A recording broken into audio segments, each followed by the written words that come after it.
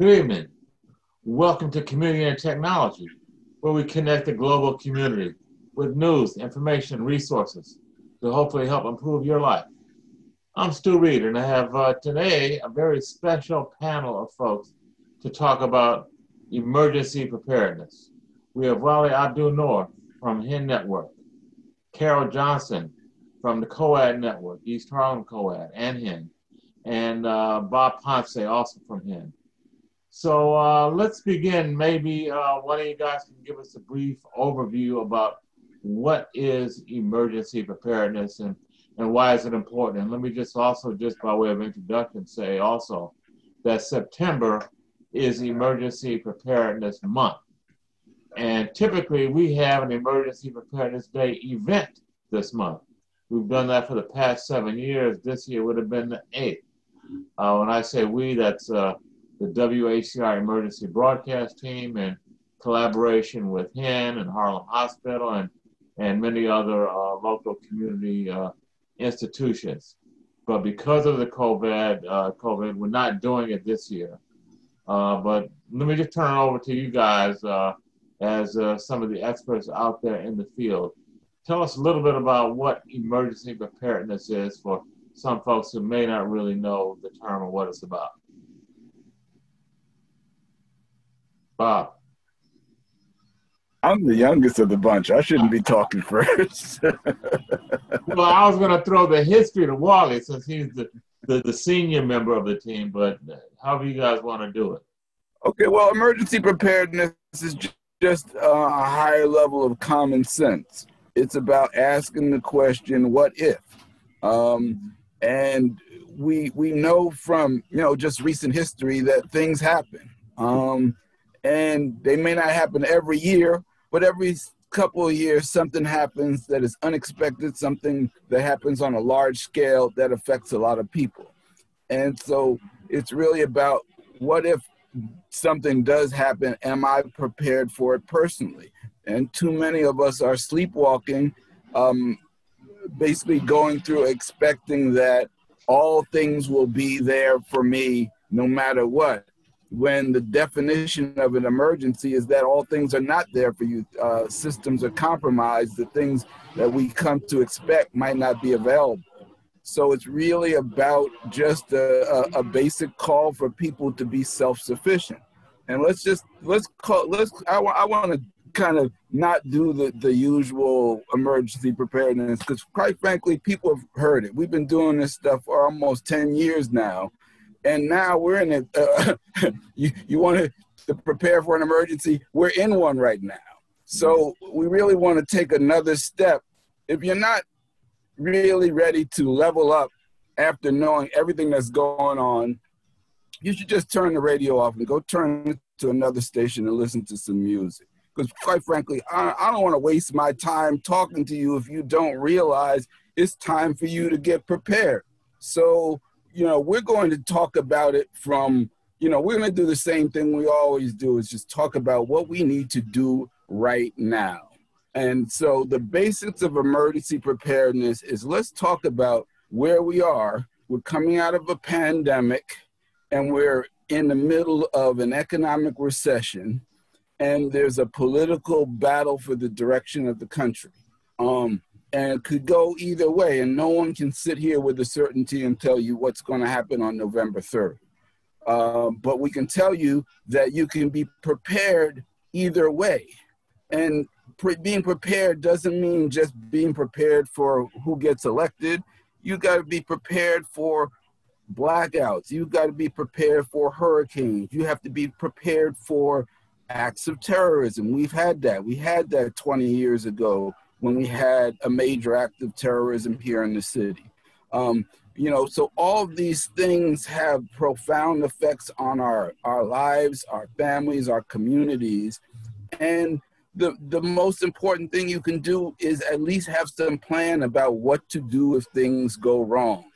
And so that's what emergency preparedness is. What to do if things go wrong. And so you might have an emergency where you might need to leave your house in a hurry. Are you prepared to do so? We talked about go bags. What is it? It's a simple concept. It's a bag for when you have to go. and it needs to be there, and it needs to have all the things in.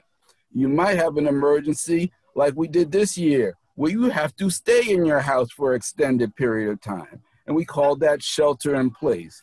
And those are the terminology, but it's just the common sense. If you have to be in your house for an extended period of time, do you have extra supplies for food? Do you have extra supplies for water? Do you have medical supplies? It got heightened in a pandemic because now you also had to have protocols for how to keep yourself medically safe while facing the fact that you might have someone in your house who's infected. And so the thing is that if you prepared for it, you have a better chance of living through it. We spent this whole pandemic giving out information to help people prepare for it. And I think we saved some lives, and I think we lost some that I wish we had gotten to. And I can't tell you which is which, but I know that, you know, we gave out information and continue to give out information that's had a profound effect on people. So now here we are, we're in late September. As we do every Wednesday, we do our morning COVID-19 update. We do it live on the Harlem Emergency Network Facebook channel and YouTube channel. And what we talked about today is the fact that there's been a 15% increase in COVID cases over the last 10 days. 15% is a big jump in 10 days. So the curve that was going down, all of a sudden dipped back up again. Just New York State, Bob, or New York City? That's the country. It's not New York State. So I don't want to, I'm not trying to say that all of a sudden we had a 15% jump here in New York. That's not what I'm saying. But because we're in New York City, everyone comes here. So a 15% jump in the rest of the country is cause for concern because everybody somewhere has somebody here and people go back and forth. And no matter what Governor Cuomo says about we've got quarantine restrictions and we got people at the bridge and at the airport, somebody can get in without going through all of that, and they can bring COVID-19 with them. And all they need to go is to one particular gathering or one particular place, and the cycle starts here over again. So we need to prepare that can happen. It's simple. You know, it's not good news, but we've been through things before. We have the spirit. We have a tremendous community here in Harlem, and we've got the resources to face whatever problems, but we cannot face them with our heads in the sand. We have to be looking at putting a plan together.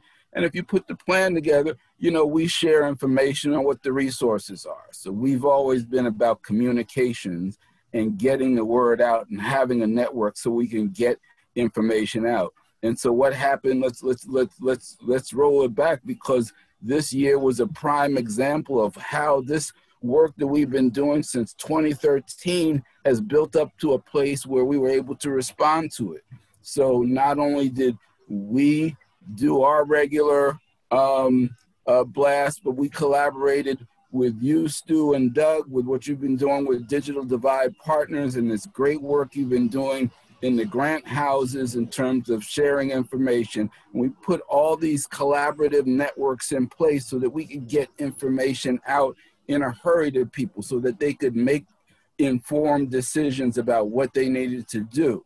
So, you know, this is proven. It's not a question anymore about whether what we're doing makes sense or whether, you know, we're doing it, we've done it, and we'll continue to do it. And the question is only for people who have, if you haven't prepared yourself, is what are you waiting for? What you waiting for? Please tell me what you're waiting for. Because things are going down now. And again, we've had the same motto since day one. We're not here to scare you, we're here to prepare you. So this is not about getting scared. But you know, we've been past stuff that if you weren't scared by March and April, there's nothing we can say that's going to scare you. But the fact is that elements of March and April could come back again over the next few months. And so whether that comes back on a large scale or whether it just comes back to your building, it doesn't make a difference if it comes to your door. You know, we may not be as backed up where we were, where they're taking bodies out of the hospital with large refrigerator trucks. That's what we were seeing in the worst of it. We might not see that again. I certainly hope we don't. But if one person you know gets it and gets in a situation where it causes them to either lose their life or lose some of their ability to live their life, because the other discussion we've been talking about a lot is that there are a lot of longer term implications for COVID-19 that we're only just starting to find out about now, where they're talking about heart issues, circulatory, gastrointestinal. You know, we can pull out story and story and story of different researchers who are finding things that are happening in places that the COVID ends up in the body. And so we've gone back to the same thing that we started talking about, is that if we're not talking about building up our immune systems, we don't really have a good plan, because if your plan is to wait for somebody else to bring you a cure, a vaccine, that's not a plan. That's a hope, because it's entirely dependent on what somebody else is going to do. And that's not a plan. You need to have a plan for what you are going to do to increase your ability to get through a difficult time and bring, not only with yourself, but with your family, your friends, your community. So, all right. I think I should take a break now. Great introduction, Bob. Thank you. Carol, maybe you can tell us a little bit about your experience in particular during this last 6 months during the pandemic. You're working with a community active in disaster, community organization active in disaster, what's called a COAD. Tell us a little bit about that and what you've been doing. Well, Stu, first of all, thank you for having us. We've been quite busy. We've been looking at that at home and at-risk population, you know, those seniors who aren't getting out, but they have home health aides that are coming in. And so we're very concerned about, you know, if they were being protected in their own homes. We heard quite a few cases where the people were never leaving their homes, and the only people that were coming in were the aides, and yet they became infected. I know quite a few people that died, you know, it was transferred through their aides. And so we thought in terms of creating an at-risk at-home kit. And we worked with other community organizations such as Little Sisters of the Assumption. We worked with the ABCs, the Association for Children, as well as Settlement Health. And so we got these kits to these people consisting of vitamin C packs, Tylenol, because people were still told to stay home. And people didn't even have Tylenol. You know, they didn't have them thermometers. You know, we got them herbal teas, masks, gloves, hand sanitizer, you know, gave them information on how to properly wear the mask, and that if they're in a small apartment, they should still be think in terms of quarantining from their aides. When those aides were around them, they needed to be masked. The aides needed to be gloved at all times. And so we got these kits out. We got pediatric masks, and we got those out to the children, games and different things to keep them occupied while they were stuck at home. And so we've been working with an organization, a national organization, Mass Transit. And so we got access to hundreds of thousands of masks. The East Harlem COAD has 16 partnering agencies. And so we were able to get masks, major amounts of masks to all of these agencies, sanitizer, information on how to properly use those masks. We fought hard for testing sites. And we stayed at it because we had nothing here. and people who didn't want to use public transportation, there's no real talk about how the transportation was being sanitized. So people weren't going to leave the neighborhood. And the numbers that we were getting, we just didn't buy into. You know, we were told that the East Harlem zip code 10029, which is where I reside, was the hardest hit zip code in all of Manhattan. But yet we had no testing sites. And then they said, we're going to do this large, major distribution in NYCHA housing. Well, East Harlem has the largest accumulation of NYCHA housing in the city. And we didn't get any PPE. We still were fighting to get testing sites months after those numbers came out, months after they were opening in other areas. And so we stayed on that and we started getting them. We're still fighting for that. Because now what they're doing, they're giving us these pop-ups, pop-up mobile centers that's there for 2 days. But the question is, no one knows where they are. So they pop up and they pop out before you even know that they're there. So we are still fighting for that. We're fighting for a matrix where all of the centers that receive people that were doing testing, that all of those numbers are in a central database so that we can look at those numbers. Because the bottom line is Settlement Health is testing, Borinquen is testing, Harlem Metropolitan was testing. But no one knows how many people were positive at any of those sites to come up with these numbers that we had the hardest hit cases. So we've been doing that. We've been working with our city council person, Diana Ayala, who is amazing. We've worked with the public advocate, Jumani Williams, and his Manhattan advocate, Philip Ellison. And they've gotten us mass, oh my gosh, you know, to be distributed and doing pop-ups around East Harlem. We went out about 2 weeks ago. We gave out close to 30,000 masks. You know, we'll be working this Saturday at Bethel Gospel Assembly, the co-ed, along with Mass Transit. And we're doing a high school and middle school, as well as the essential workers in the school, making sure that those people are properly equipped with masks. So we've made arrangements for representatives from the school, according to a time schedule that we've set, where if your school needs 30,000 masks, you're going to come and you're going to pick up boxes that will amount to 30,000 masks. So that those custodial workers and teachers' aides and the teachers and children who families can't afford masks, that those kids will all be equipped. And so that's going to take place Saturday. We created other kits for seniors because, you know, we were looking at a heat wave and they had a initiative to get air conditioners to people, but a lot of them didn't get them.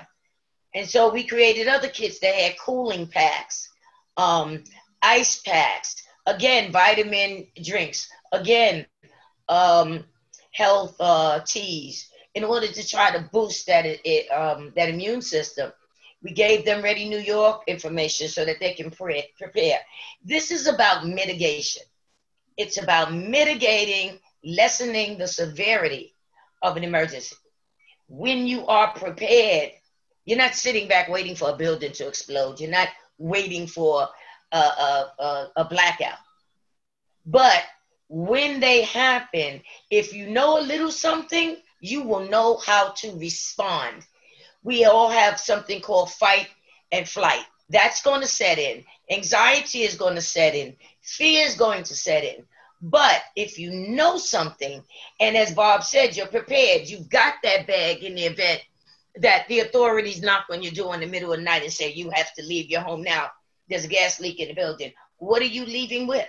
You have to be able to prove who you are. You have to be able to prove that you live in that apartment when you return. If you have medical needs, you have to be able to prove what kind of medication do you take. You know, you need to have some toiletries and items of clothing in there. You don't know how long you're going to be out. Even though we suggest to people that you make those plans with a family member ahead of time. Your son, your daughter, a sister, a brother, just having a conversation is not good enough. You have to be close enough. Suppose something happens, you have to shelter at their home and they happen to be in the Bahamas. We never know when an emergency is going to take place. So even if they say you can stay with me, how can you get in if you don't have the keys? So these are things that, you know, we look at, we try to tell people to prepare ahead of time so that when it happens, and like I said, that fight or flight, the adrenaline kicks in, you can say, wait a minute, take a deep breath. I got my bag.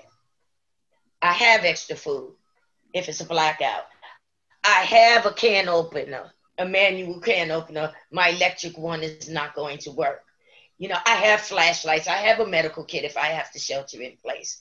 So it's about mitigating, lessening the severity of what happens. And that's basically what the East Harlem Co-ed has been doing throughout the year. And now a little more so, Saturday will be our third National Preparedness Month event. So we do this year round.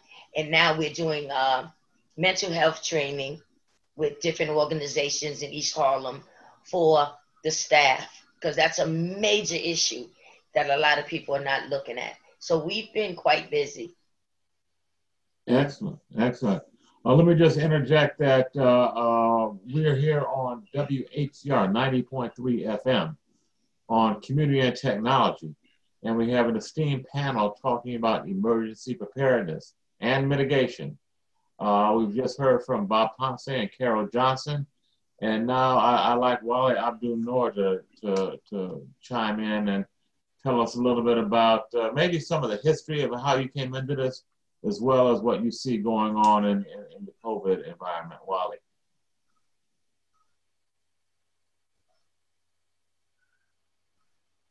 Brother Wali, you're there.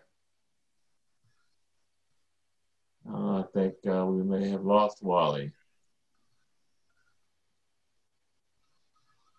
Bob, I see you talking, but you're muted.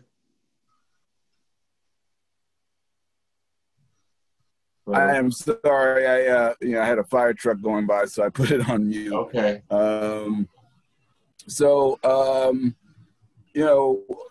We started this thing out of Hurricane Sandy, and as you know, we are, and a lot of this, obviously, we have. First of all, I want to take a time. We have to thank WHCR for the role that they've played in all of this, because we first started with the creation of the WHCR emergency broadcast team. And Wali, could you just kind of jump in and just talk to us a little bit about how we got things started? Basically, it got started through Hurricane Irene, I believe it was.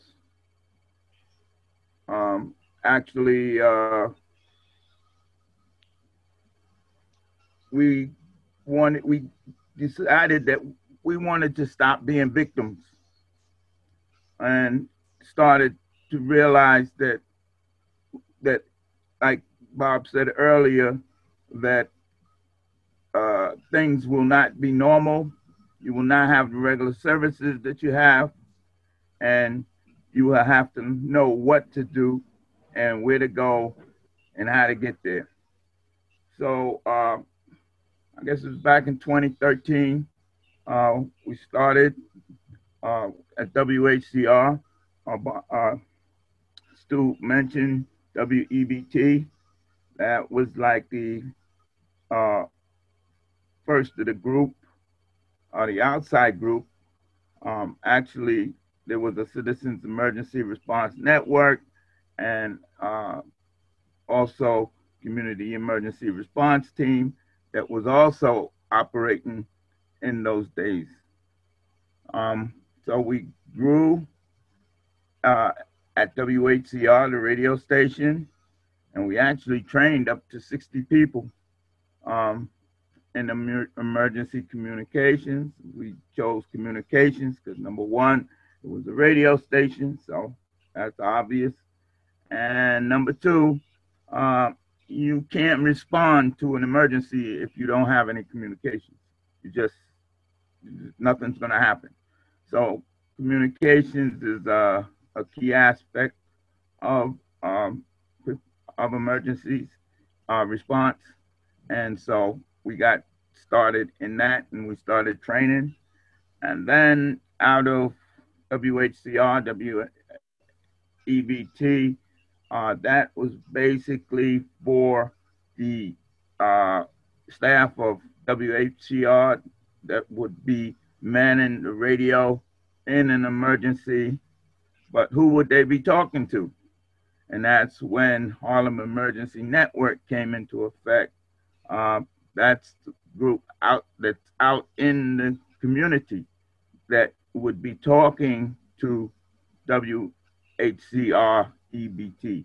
And the purpose for that is that if you listen to the normal mainstream radio, they'll be telling you what's going on 42nd Street and 34th Street, all the way up to 96th Street. And after that, you're kind of on your own. So we felt that we want to know what's going on in our community. And so we have the unique favor of having a community radio station in which we can control and operate. And so the general manager of it, Angela Harding, she was very amenable to us getting started. So we just started going from there. And from there, we've been training other people and learning ourselves. And we still maintaining, we kind of opened up a little more than just emergency communications. We've discussed food and sanitation, and now we're in the COVID, and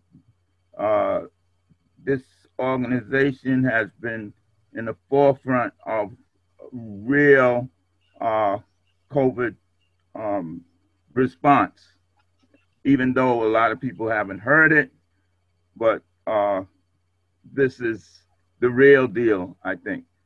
So that's pretty much a history of where we are.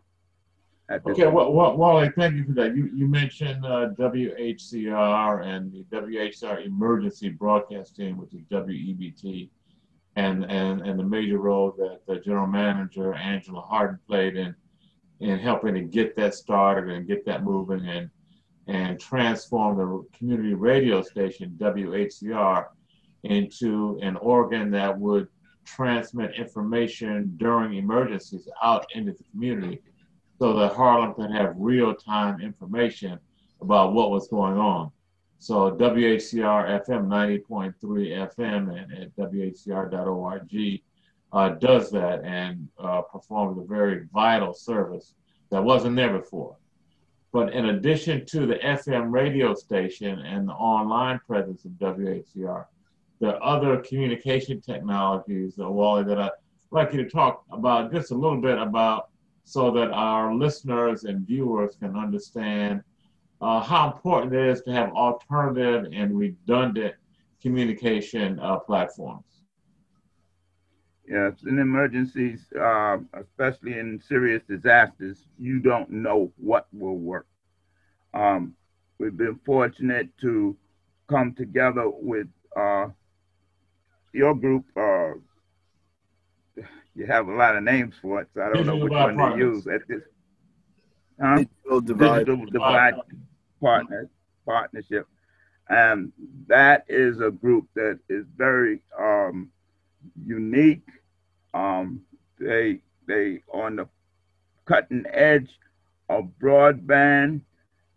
They were the first to bring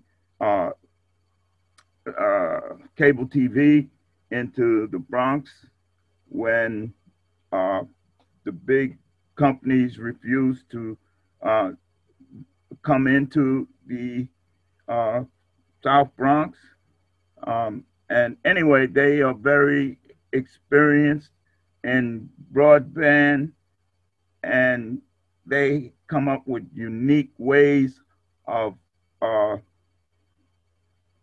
transforming regular broadband into emergency communications.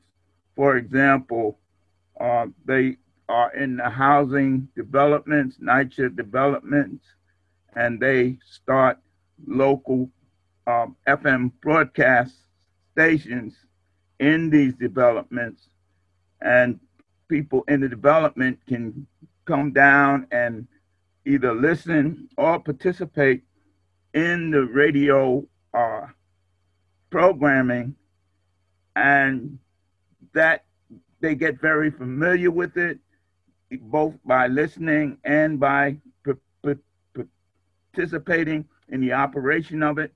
So now you take something like that, and now that can be a control point during a major emergency, because now they have a station that's right there in their development that can give them information, instructions.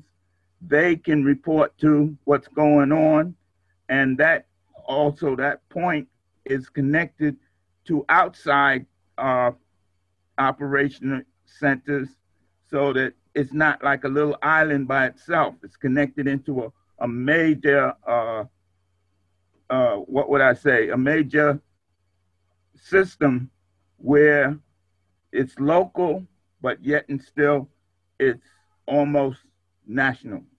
That's how broad that this thing can be. So what instead of just having the police department and the fire department, which in a real serious emergency may be at best, what would I say, their services would be minimal to almost none. Now you have community people that are now stepping to the plate and taking over those vital services that would be lacking when a real serious disaster happens. I think one of the things that we started doing early on that I thought was very, very useful and successful was that we used certain big events as training exercises. So there are two events that happen every year that gave us an opportunity to do this. One is the 5-borough bike tour that usually happens in the first Sunday of May. And then the other is the New York City Marathon that usually happens in the first Sunday of November. And so we use those events to be able to put together a mobile operations center where we gathered our team together and we kind of cross-trained in different platforms and communications that we could use during an emergency. So those platforms included a text messaging platform. It included being able to put messages out on social media. It included monitoring of both first responder radio channels and also the traffic cams that are all around the city, in particular in our neighborhood and everywhere else. And so we used what was going on in those particular races and tours to monitor the flow of traffic and see what's going on, and not just the traffic in terms of the actual event, but also the traffic around the event, because those are events where, you know, streets have to be closed and diverted. And to culminate that, we always made sure that we had an hourly report coming into WHCR so that we could use our network to see what was going on and then send in the information to say, here are the streets that are closed, here are the buses that are rerouted. If something happened along the way as an event, somebody got hurt, we could get that information out.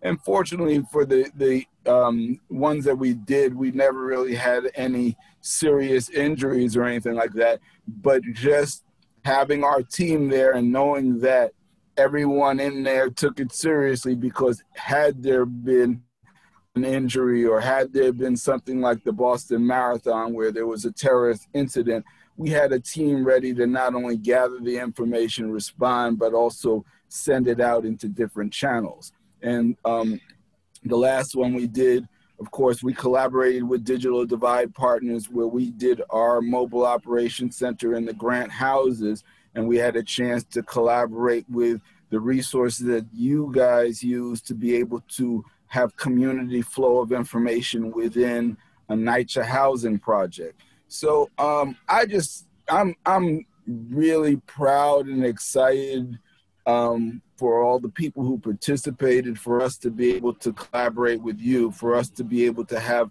a platform at WHCR where we got information out.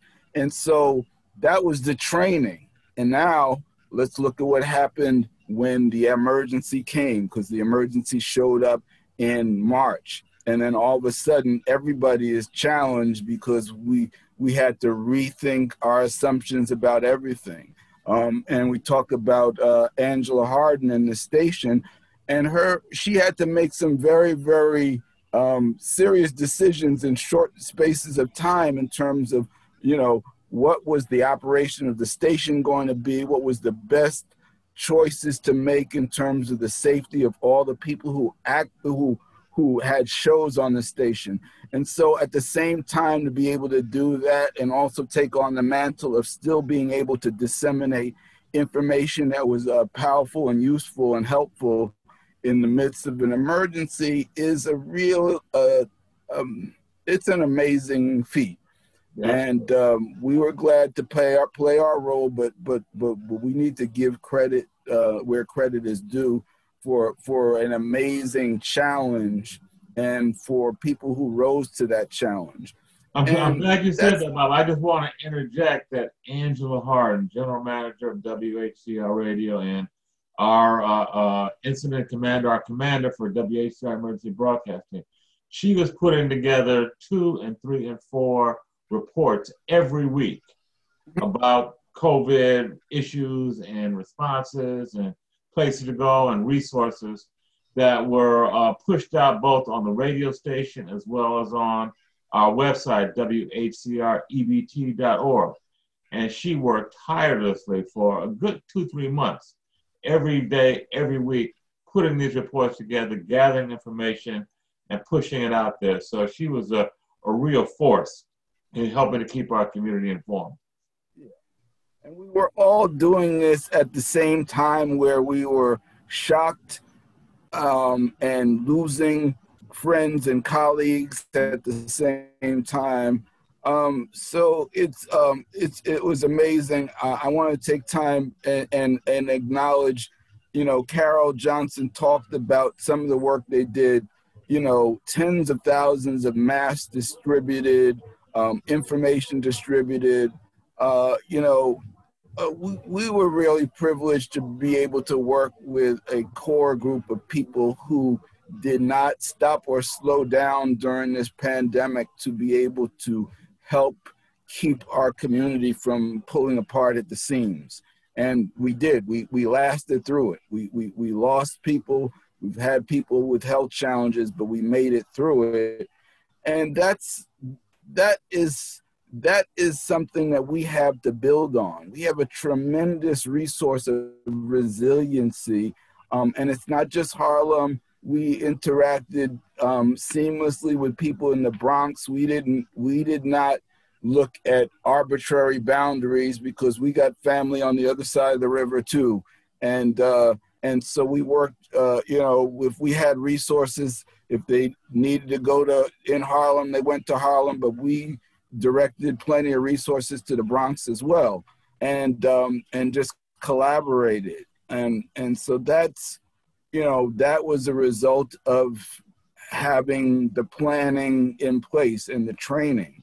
And so, that was the foundation on which we had something to operate with, so that when we needed to start to go to something where we needed to ramp up our digital footprint and start to do live broadcasts, literally every week. It wasn't something that was on our scope to do, but it basically became the only way that we could, consistently just get the information out as quickly and as timely as possible.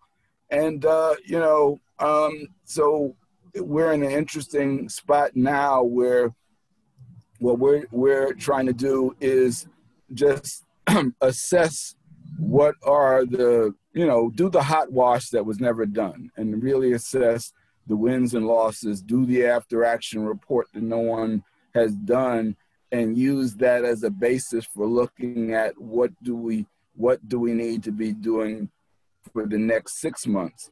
And we kind of know that a lot of it is the same stuff we were talking about the last 6 months, but just with more knowledge. Now we're going into the next 6 months knowing a lot more about, our enemy. And by enemy, I'm talking about the conditions. I'm not talking about people at this point in time, but I'm talking about COVID-19. I'm talking about the economic conditions that surround it, because none of these things exist in a vacuum. The challenges we faced were, while we're talking about trying to tell people about how to be healthy, people still needed to be fed every week. And so there was a tremendous amount of activity going around just in terms of food programs, and that's still going on, because all of a sudden you have a whole population of people who are not working, have no money, stuck in the house, might be sick, and you still have to eat every day. So this really tested our mettle, tested, what we were training for. And we didn't train for a pandemic specifically, but we trained to be ready for emergencies. And that's what helped. And give Wali credit, because Wali has set the pace and the tone for how we approach these things early on. And we kind of adopted that and basically got in line in terms of learning the proper protocols for emergency preparedness. When we first got the WEBT started, there was he insisted we have to have people go through and take the CERT training so that we really know what we're doing, understand incident command system, so that we would be able to not only operate effectively as groups, but also interact with other emergency entities as well. And so over the course of the last 8 years, we've had direct interaction with Harlem Hospital and New York City Emergency Management, the Department of Health, Fire Department, all the various hospitals. We've done stop the bleed trainings. We've literally inserted ourselves in the fabric of preparation in the city. And so we're a known commodity downtown in, New York City Emergency Management and these agencies. And at the same point in time, we've retained our state of independence, that we don't, we interact with them, but we set our own agenda about what we think is important, because we've always found that we serve the community best when we focus on what the community agendas are, because a lot of times we work with a lot of well-meaning people, but policies are often set by people above them. And at some point in time, the policies don't necessarily focus on our communities. And Carol saw this firsthand.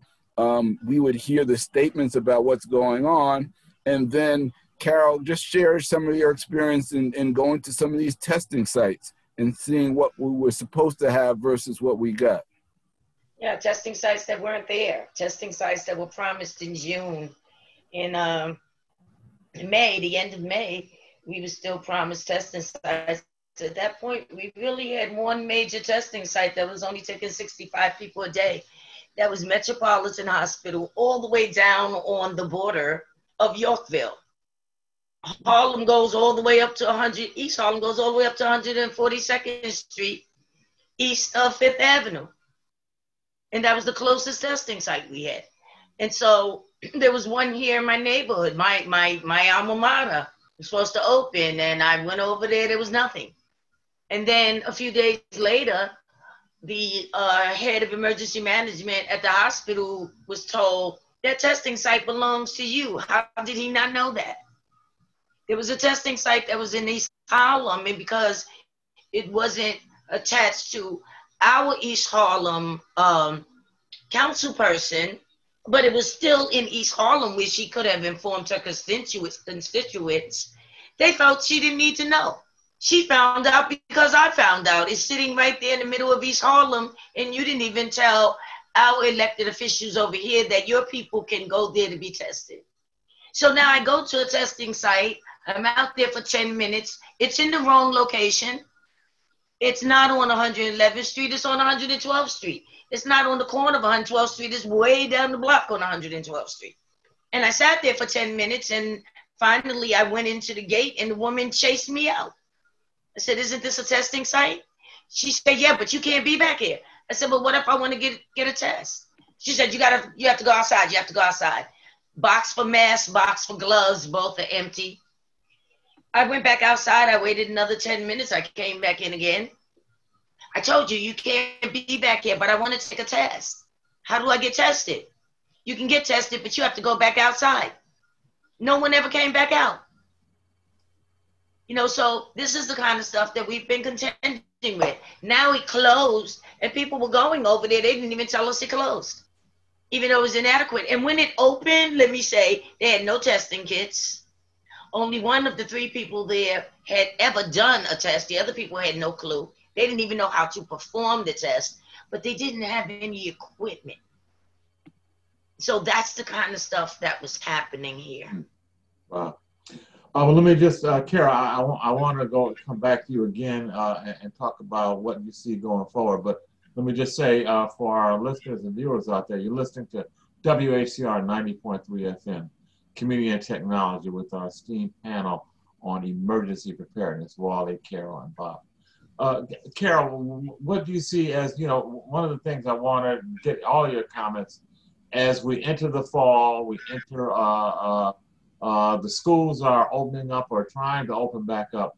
What do you see as the major challenges for the next 3 to 6 months? Is it different than what we've already been doing, or is it just more of the same, or what's your thinking?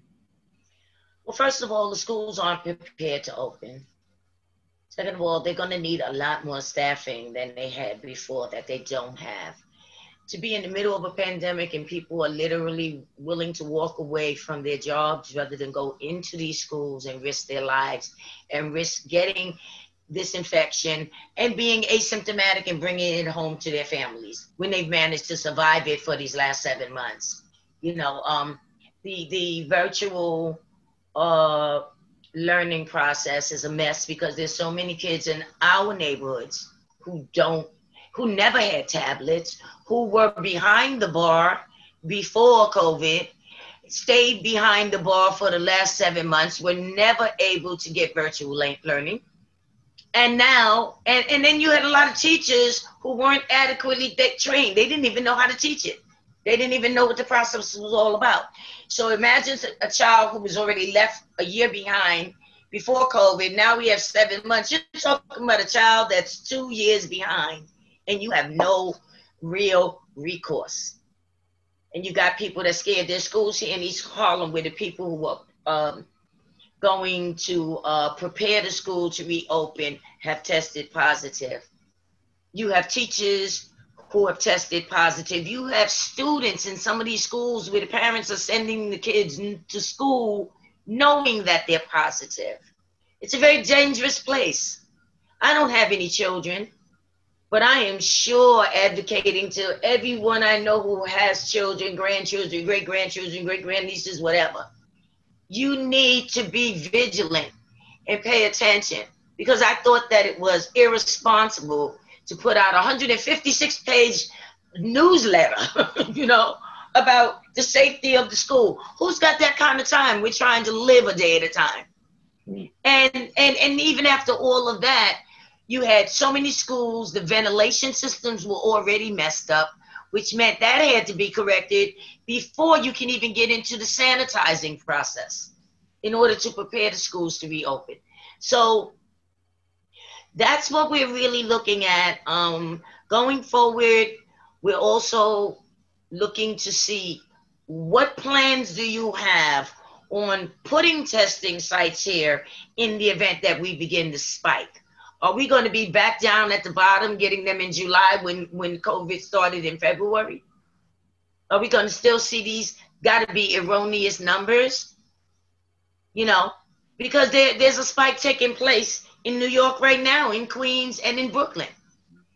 There's a very scary spike of cases taking place right here in New York City, and they're calling it the Ocean Parkway cluster. People take trains and buses. Just because it's over there doesn't mean people are not traveling back to Manhattan, Bronx, Brooklyn. And then on top of that, one person who's asymptomatic, how can you really track how many people that one person is going to come in contact? That's how you contact with. That's how you get the uptick. Mm-hmm. And we're looking at that right now. That is taking place right now, where numbers are doubling and tripling in Kew Gardens, Edgemere, Far Rockaway, Midwood, Borough Park, Bensonhurst, Ocean Parkway. Is spiking. Mm. But people are still playing games. They're having parties. They're having COVID parties. They took over a bus in New York City. I believe it was in Brooklyn. 200 people jumped on the bus. Mm. Who knows who had COVID? They were all on top of each other. Nobody had on masks. 2 o'clock in the morning. People, young people are playing this like it's Russian roulette with their life. Playing COVID games. And you have older people that's doing it too. They gather, they party, they don't mask up, and they're trying to see who gets COVID first. Whoever gets COVID first, you get a prize. Mm. So people are not taking this seriously. And so there's nothing to stop this from coming back here. There's a lot of people in my neighborhood who are still not wearing masks. I was giving out masks today. People were saying, I don't need it, I'm fine. Wow. So until you realize, look, we're responsible for the effort. We can't be responsible for the outcome or else we'll lose our minds. But we are vigorously giving this information out to people, vigorously on a regular basis. Wow. And we're just holding on by a wing in the prayer that people will look at it. Because once we get inside, and the temperatures start to drop, and we are forced to be inside, and if children are forced to go back to school, you have no way of knowing how many people your child interacted with in that school. They're coming back home. The family's pretty much locked down because it's winter. You have no idea how this thing can start to spike again. That's what we're trying to look at to try to prevent. And it begins with the kids. They're super breeders. They may not even have symptoms. They can infect the whole family. Mm-hmm. And you're forcing our kids to go into an environment that's just not safe. Wow. Okay, we just have a couple minutes left. Wally, you want to give us some final words? Carol really laid down some really heavy stuff for us. Hard to follow, but you have some final comments for us, Wally? Yes. I would just say that folks just need now to start, like Carol said, being prepared, start instead of running in the stores and trying to buy up everything at one time, start getting extra stuff, get extra batteries. One of the things that I don't know how much mailing people do, but if you do a lot of mailing, you really need to consider these companies that do mailing, they give you stamps and a scale so that you don't have to get caught in places like the post office. They're vital things that we learned from March through May, and you need to think about the things that you needed that you couldn't get and try to prepare for them now. Mm-hmm. That's it. Final comments, Bob. We got about a minute left. Yes. Focus on tuning your immune system.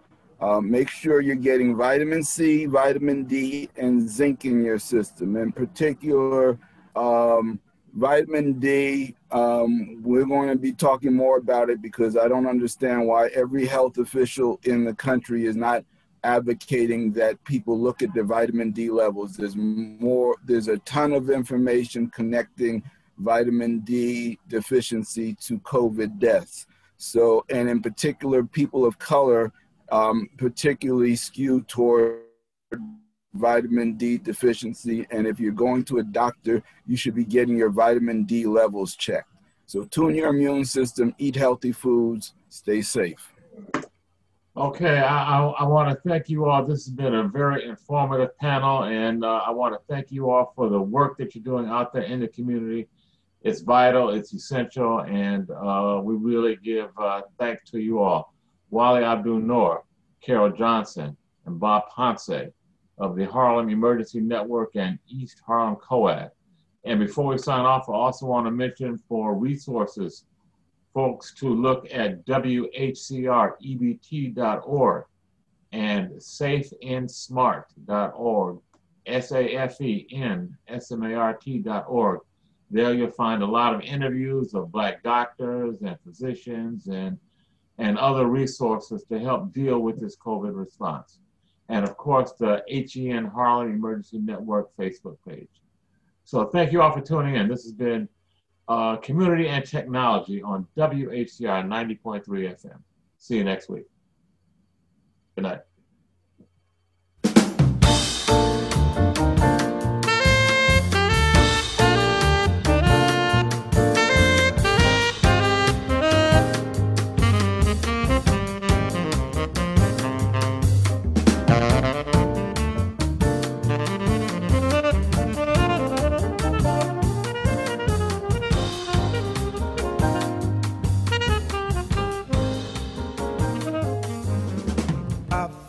Out on my way